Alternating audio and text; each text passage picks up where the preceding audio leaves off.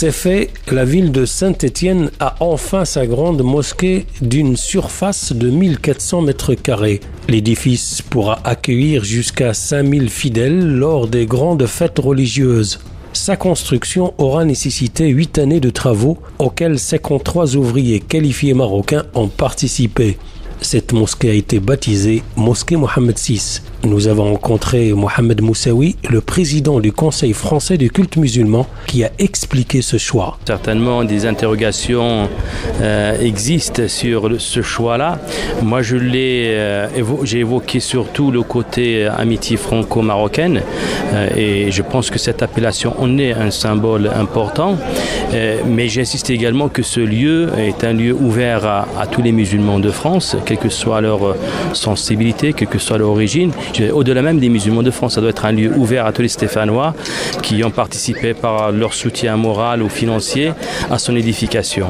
Le ministère des Habous et des Affaires religieuses du Royaume du Maroc a insisté sur un autre aspect qui est la tradition ancrée dans l'histoire du Maroc et dans la commanderie des croyants.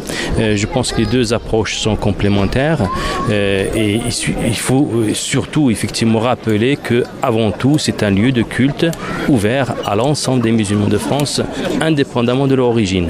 Que ce soit clair dans les esprits de tous. Une grande partie du financement a été prise en charge par le Maroc qui, selon Ahmed Tawfiq, ministre marocain des Affaires religieuses, promeut l'islam du juste milieu dans le respect des valeurs du pays d'accueil. On écoute Mohamed Moussaoui sur ce soutien financier et moral. Effectivement, je pense que le Maroc, dans toute son histoire, a apporté des aides et des soutiens, qu'ils soient financiers ou moraux, à des communautés religieuses vivant un peu partout dans le monde. Et le ministère de Habous est allé un exemple du Sénégal et des pays d'Afrique, mais au-delà. Et je pense que cette ouverture qui est marquée également par des occasions très nombreuses, comme le mois de Ramadan, où on voit des centaines de ulama venant de tous les coins de la terre venir assister à ce qu'on appelle les Durus Hassania, les causeries religieuses de Ramadan.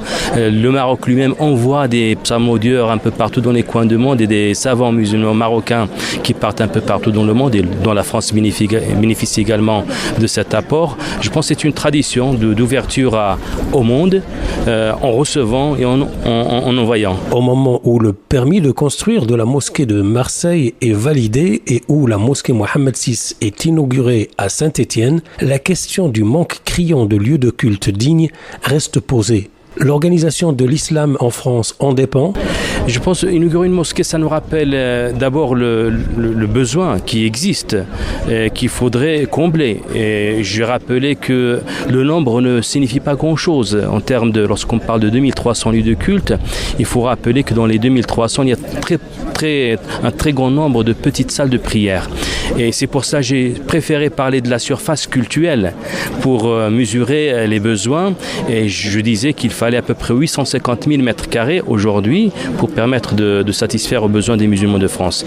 Et de nombreuses salles de prière de petite taille ne permettent pas de répondre à ces besoins. D'où la nécessité de construire, au moins dans les grandes villes, quelques lieux de culte qui sont capables d'accueillir de nombreux fidèles. Mais il faut dire également que la République française, qui garantit la liberté religieuse et la pluralité religieuse, dont la pluralité religieuse est respectée, a permis sur les 10 dernières années de rattraper un retard considérable. Et nous voyons donc des inaugurations comme celle d'aujourd'hui à Saint-Étienne fleurir ici et là, bien sûr pour l'intérêt du culte musulman et puis aussi pour l'image de la République française qui donne aujourd'hui aux musulmans de France des conditions dignes pour exercer leur culte. C'était Mohamed Moussaoui, président du Conseil français du culte musulman, propos recueillis par Tawfiq Boubkar.